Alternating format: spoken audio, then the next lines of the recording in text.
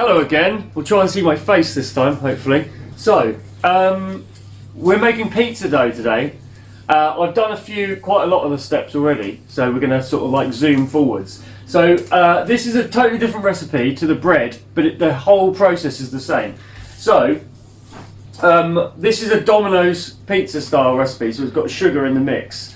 So it's sort of got some sugar. I'm trying to get my face in.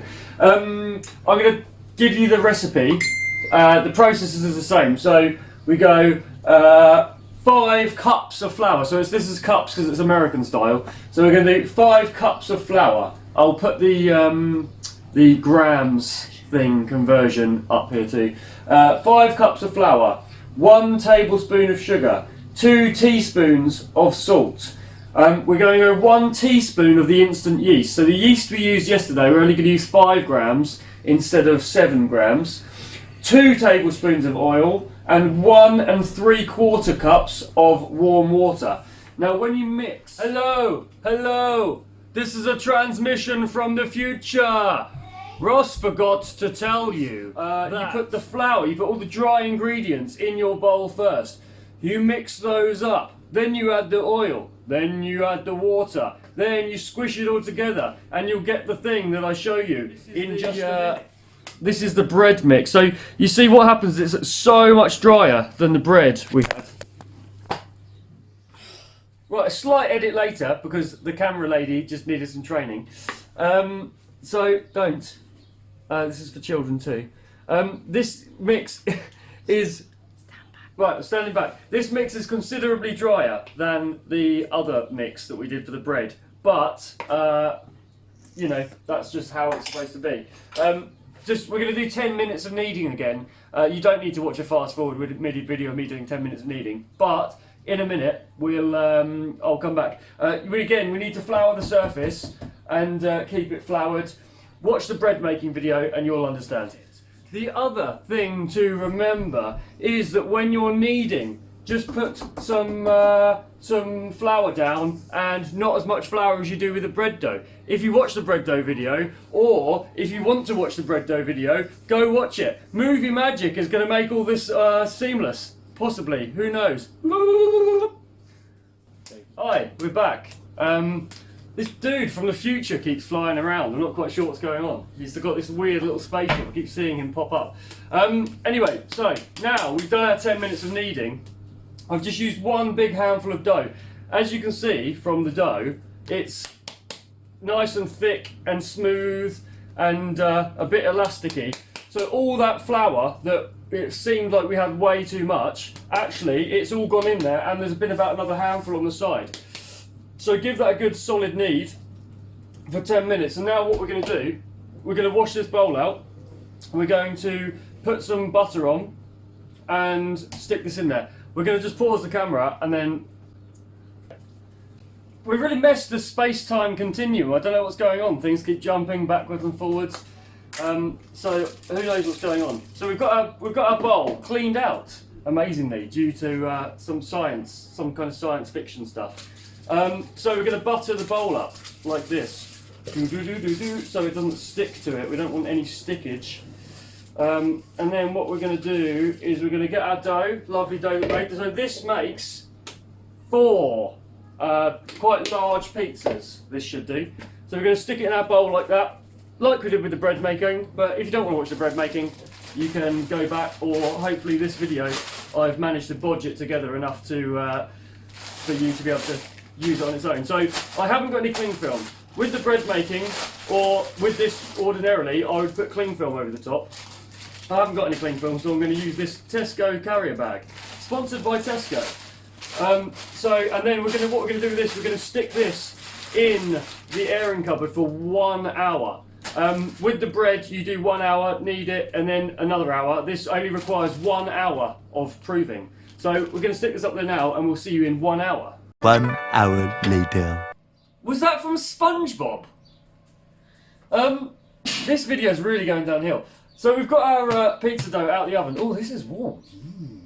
And it's filled up the bowl. This is me again from the future. Now is the time to turn on your oven. 180 if you've got a fan oven, 200 if you've got a regular oven. If you've got a fancy pizza oven, then follow your manufacturer's instructions. If you are the manufacturer, and it's filled up the bowl a bit more, not as much as the bread. It's not supposed to because it's got less, what's it called, mate? Yeast. So, I'm going to get it out of here, of the bowl. The bowl you can now discard somewhere else. We're going to just squish a little bit of air out of it, just squeeze it down a bit. I've got some flour on the side just to stop everything from sticking. So we can. So Claire's now in charge, and she seems to be the director and pausing the video for no reason. Is this another like glitch in the Matrix, maybe? So this is enough for 4 pizzas. So what I'm going to do is I'm going to get a knife and I'm going to cut this into 4 chunks here. 1, 2, 3, 4. This, you can put this in the freezer if you want, because you can stick this in the freezer, freeze that, and then defrost it when you are ready to make your pizza. Unfortunately in our house, it all gets eaten very quickly, so it doesn't hang around. So, what we're going to do is you're going to get your chunk of dough. Let me put those over there for a minute. You're going to get your chunk of dough. We're going to stick out the side, so we've squished all the air out of it, get it a bit powdery. Squish it together. I'm going to try not to do what I've just done there, which is to put loads of flour on it and then try and fold it in on itself and realise it doesn't stick. So what I do is we stick it in the middle. I'm going to roll it out a bit with a rolling pin. It's quite stretchy, so it is a bit difficult to get rolling, but just spread it out good like that. What happens is as you roll it, it sort of sucks itself back into the middle. It is quite a difficult process to get it, but this is how the pizza works. So I've got these round pizza trays. These are really good. That's about the right size. You can obviously do it on a baking tray or something else. So as you can see here, what we do, we put our sort of slightly flat bit there. I'm going to put my hand, you're just going to stretch it outwards. This is definitely a technique that's taken me ages to actually work out. And the worst thing about this is that you tend to sometimes tear a little hole in the bottom, but it is quite stretchy, it is quite elastic, and as you do it like this, what happens is it just flattens the whole thing out. Now, whether or not this is boring to watch, I don't know, but this is definitely an important part of the process. It's all about the stretching.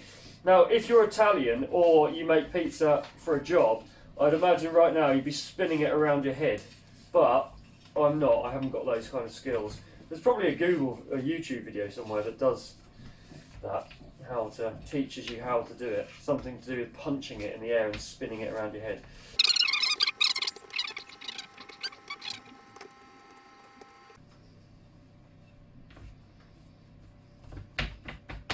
Right, so I've got it about as big as the tray. I could keep going, but as we're doing a video, I don't want to drag it out too long. I'm now doing another one after we've just put that one in the oven, because I've got to feed the family of 4. So this one, look, immediately, all I've done, I've rolled it out a bit thinner on the side, and I think that's what because I was rushing the last one because I wasn't paying enough attention. That's normally what I do. Roll it out thinner on the side, and then do your stretching out, and then you see on this pan, I'm now stretching right out over the sides. The only difference here I've done to make the pizza bigger is that I've just rolled it out a little bit more on the beginning. So there we go. That might be a better option for you. Drag it out too long. So at this point, that's basically your pizza base. You could do whatever you want with that. You can put some chocolate on it. Probably not advised. But we're just going to do a real basic pepperoni pizza. So this is passata. This is probably a little bit plain for pizza dough, but it's ideal to add some herbs, some oregano, some basil, that sort of stuff in there. Or you can buy an already made pizza topping. So we're just going to do a nice big dollop of that in the middle. This is a little bit runny as well, so you can thicken it up with some corn flour or the other herbs. I'm just going to spread that round on there. Then, and I did forget to say, that dude's probably going to find his way back in a minute, isn't he?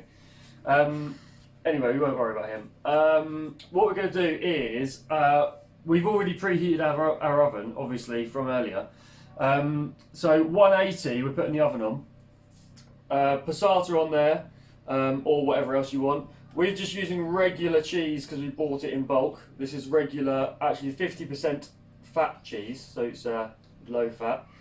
I'm going to dollop all the cheese on. I'm going to stick some pepperoni on ours as well.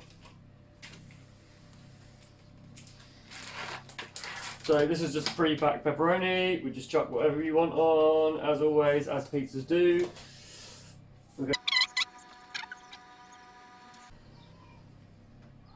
There we go. Got our pepperoni on there. And then what we're going to do, we're just going to chuck it in the oven. I tend to like to sprinkle a little bit more cheese over because it sticks all the pepperoni in.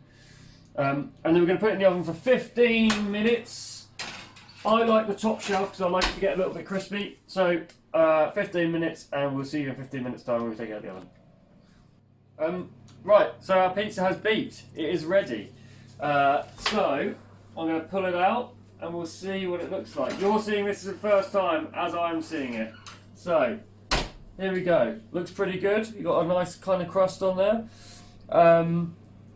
Not much to say really. That's a finished pizza.